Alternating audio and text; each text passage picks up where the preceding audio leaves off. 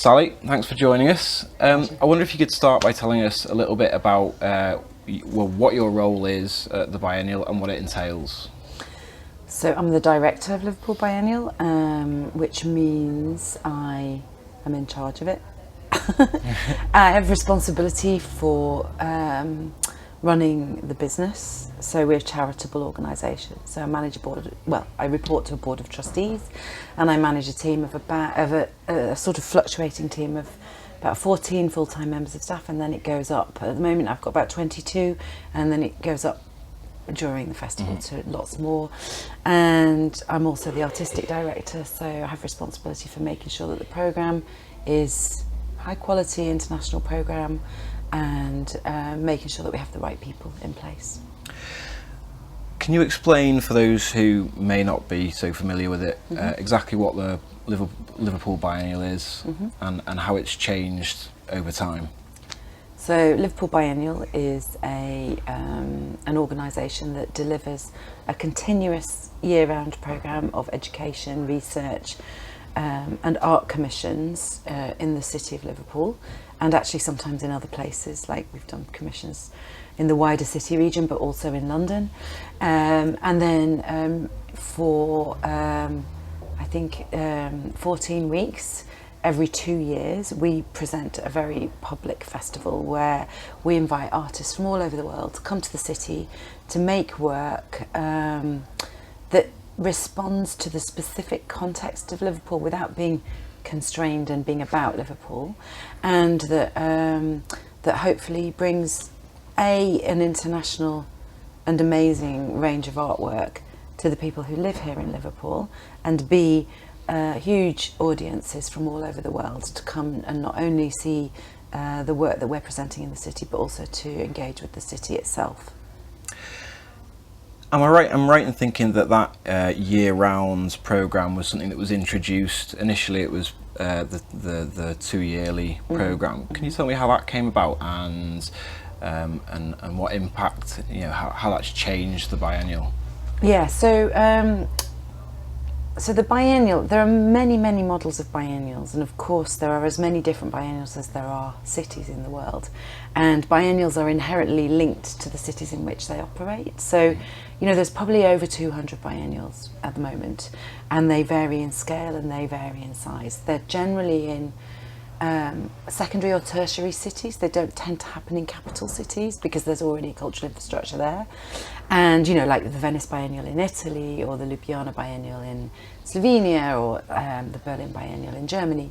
And one of the questions, and they've evolved over the years in different models. So I think the way biennials started out, like Venice in 1851, first one, was like a world in one city model. So you have the national pavilions and representation of artists from all over the world. And then other biennials have been more about saying, well, actually, who says the centre of the world is here? So the Havana Biennial, for example, or Sao Paulo Biennial are saying, well, the artists living in this part of the world are really important and you need to look at their practice. So these different models have evolved, and the one that we evolved here was really about bringing an international flavour to the cultural offer of the city. And one thing that's often criticised about biennials, this is a long answer to your question, but one of the things that's often criticised about biennials is the fact that they are quite spectacular. They can bring a kind of art world crashing into a city and then they go away again. So one of the really important questions is, how do you take an audience on the journey between the biennials and build their confidence so that the people living in the city are also a part of that conversation and a part of the development of the work with the artists. And in order to do that, you need to have structured programmes, discussion year round, artists coming in between time to make use of the time between the biennials to produce their work, and also to use the opportunities to do longer term residencies. So that's why the continuous project evolved. I mean, we talk about it as the perennial biennial. This year, so that brings us on quite nicely, because Yeah. this year is a biennial year in Liverpool. Yeah, it is. So can you explain what we can expect this year, and what sort of, if you like, the theme of this year's biennial will be? So we've been working. One of the other things that is very important is the scale of a biennial. It operates on the scale of a city, so it's massive. And it's a really big endeavour, and it's a partnership project. It has to be done in partnership with all the different organisations and all the different individuals in Liverpool. And it's too much for one person to do. So we've experimented with the format this year. So I've invited 8 curators to work with me as a curatorial faculty.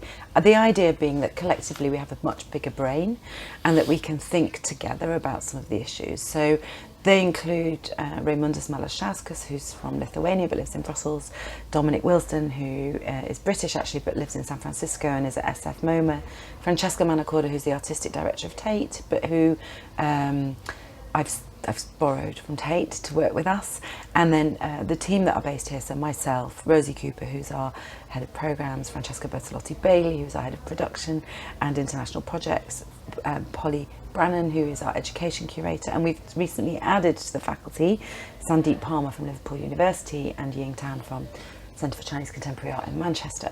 The idea is that we work like a collaborative group of writers. So if you imagine how an HBO series might be written, or how like Family Guy might be written, there would be a group of writers around the table all working together on a kind of underlying principles, characters, themes and scenarios that might happen in a series. And we realised we were working like that, so we thought, what would it be like if the biennial took an episodic format? So could the kind of Netflix phenomena, the Family Guy kind of binge viewing that people do, could that be replicated in a biennial format? So we started to experiment with that, and what we've come up with is a biennial that includes work by about 41 artists, but takes place in 5 different episodes, and those episodes are to be experienced as worlds. So almost like, I'm going to use the metaphor of Star Trek now, but almost like in Star Trek, all the cast and characters are on the ship and then they go to a world and they have like an experience on the world and then they go back to the ship. So like the biennial and the artists, we're like the world, and then we go to the ship, and then we go to these different worlds. And the worlds are prompted by the city. So each episode will have the characters in it, and all of the artists will be in all of the episodes, although not all of them want to be in all of them. So they've all been asked to, but some are in some and some are in others. So we have Chinatown, because the architecture of Liverpool prompts Chinatown. Ancient Greece, because the architecture of Liverpool prompts a neoclassical architecture, which prompts questions around what ancient Greece might mean today. Childhood as a concept, and the idea of artists making work with and for children. Monuments from the future, so imagining a future for Liverpool, but casting its monuments in the present day. And software. So what would the biennial look like if it was a software package? Long answer, but... And so out of all of that, and I guess it's always a bit of an unfair question in a sense, but is there anything that you're particularly excited about, or has particularly captured your imagination that you have coming up? Well, I mean, all of it, obviously, because I have to say that, and also it's true, and it is the sum of its parts. But we have some amazing projects happening this year, which I'll be curious to see if they work out. So one of them, for example, Marvin Gaye Chetwin is working. We've commissioned her to work with children, and she's making a huge production. We've just next week sending the casting call out, where she's going to collaborate with young people under the age of 14 to make a film which is drawn from a theatrical production, and I'm excited to see how that's going to work. For example, you used to work at the Serpentine Gallery in London. You've been at the Biennial since 2011, I think. 2012, really, yeah, right? Yeah. But I did a few weeks in 11. I see. How do you find the difference in kind of structure and culture, and I guess location as well? I mean, everything's different. Yeah. So I worked for the Serpentine for 10 years, where I was the head of programmes. I loved it. I mean, I was very happy there. And the Serpentine is a gallery in a park in a big city, and is part of a huge cultural ecology. And a lot of the work I did there explored the kind of possibilities of engaging with the wider city context. we are the whole city with a lot of galleries in it. So it's like the opposite. So I've gone from working in a gallery into London to working with a whole city into all of the galleries. So I think the way of operating is different. In terms of building-based organisations, which is what the Serpentine is, the dogma of the exhibition. So we had 5 exhibitions a year. So I was always working on an exhibition, delivering the programme around an exhibition, working on the next exhibition. And I did that for 10 years. So that's 50 exhibitions and God knows how many conferences, 500 talks, events, all the rest of it. So I think what's interesting about biennials is that you can invent a different tempo, and you can invent a different way of working, which isn't so reliant on the events-based nature of exhibition making. And that has its pluses and minuses. And then I think the thing that's really different is the scale of delivering a biennial. Doing 40 productions at the same time is hard. And and then Liverpool is different than London. I feel I'm still part of the same cultural ecology across the UK, and I play a role in that. And I'm also actually probably travelling even more internationally than I was before. And Liverpool, you know, we're part of the whole biennial network around the world. But the biggest difference between Liverpool and London is the art market is in London. And we're working in a city which has really very small, if any, art market. And that means the questions that are asked around the value of art, what it means in people's everyday lives, in a city such as Liverpool, which is, you know, a northern working class city, is different than working in a global city like London, which is unlike any other city in the UK. And that's an important point as well. There's a lot of talk about the impact that art can have on lives, and we see that in certain outreach programs of different organisations. From your personal view, what can that be? What can that social impact of art be? I mean, I think on a very basic level, just seeing amazing things changes things. So like just seeing an amazing exhibition or artwork, if you've never seen something like that before, can just change how you see the world. And it's simple. So on its simplest level, it's that. And I think it immediately, you know, I just know from my own experience of growing up, immediately it means that you ask questions about the world that are different. And the minute you start thinking about the world as being something that you can create yourself and not something you just consume, then immediately you're taking control of your life and your own vision and the culture and society in which you live. So on a very basic level, I think that's the difference that art makes in the world. And then I think, you know, if you encourage people to be creative and disruptive and ask difficult questions and make their own thinking and value their own thinking, which is what really artists do, any kind of artists, makers, filmmakers, writers, poets, architects, then you do produce a society of producers and not a society of consumers. And I think for me that's important. What sort of changes have you seen while you've been working in the art industry or the art world? Massive, yeah. And yeah, what impact do you think they've had? It's a good question. So I've been working in the art world quite a long time now. And of course, it's interesting you say art world, because that implies it's not the real world. And I think the changes that I've seen in the real world as well are very important. So when I first started working, we didn't have the internet, which, you know, is a shocking idea. So the world was bigger.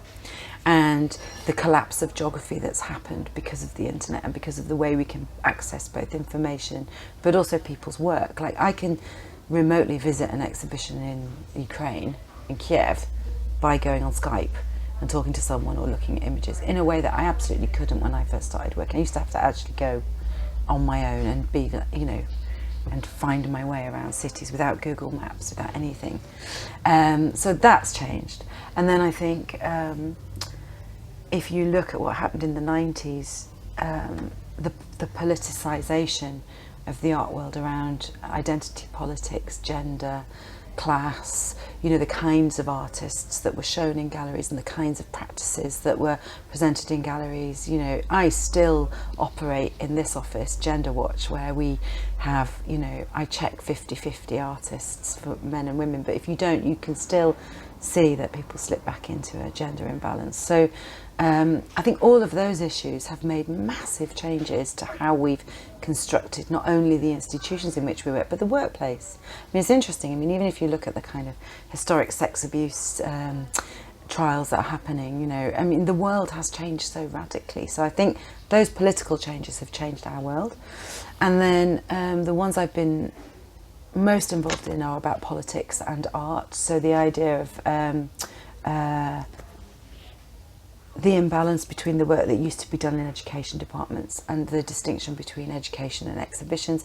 I think that's out the window now for the next generation. So now people approach that idea of strands of programming, and I believe I've been part of a lot of people who've made a contribution to that thinking. One last thing, so in a kind of a micro change that has happened, well, not micro, but taking that a smaller view, the cuts to the arts that we've seen in this country, obviously that impacts what can be done dramatically, but have you seen what sort of reaction from the arts have you seen to that? Have you seen an increased amount of innovation, for example? I think it's really difficult because I recently chaired a panel with my colleagues from Lubumbashi in the Congo, Cochin in Kerala in India, Marrakesh and Istanbul, and none of those places have public funding at all.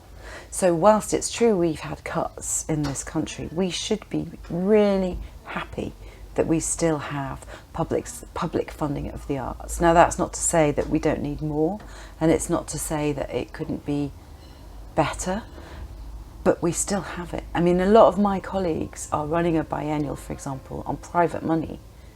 And that's a different matter altogether then, you know, there's a whole different thing. So I have seen a lot of change. I think people need to be more powerful about how they respond to the cuts. You know, there's no point, in my opinion, starting to cut back your programme before you have to.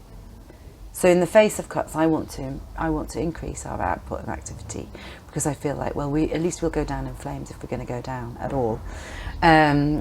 I think my bigger worry is about artists and their ability to sustain themselves. So, for example, the Arts Council used to have quite a lot of little grants for artists, like £5,000, you know, small amounts of money that would facilitate a project. Those little pots of money are harder to access now, and I think that's a shame, because I think it's very difficult to make a living as an artist, especially because of benefit cuts and all the things that add up. And then, you know, of course, the onset of fees for art schools is the biggest disaster of all. So, you know, if you can't really afford to go into debt to pay for your education, are you really going to afford yourself to the privilege of going to art school? And in fact, you know, I had a free education, thankfully. Both my undergraduate and postgraduate were paid for, and but I've paid absolutely shitloads of tax, so I've paid for it, more than paid for it, and so I think I much prefer that model. So my concerns are more about, like, what's going to happen. Haven't yet seen it, but I think we're about to.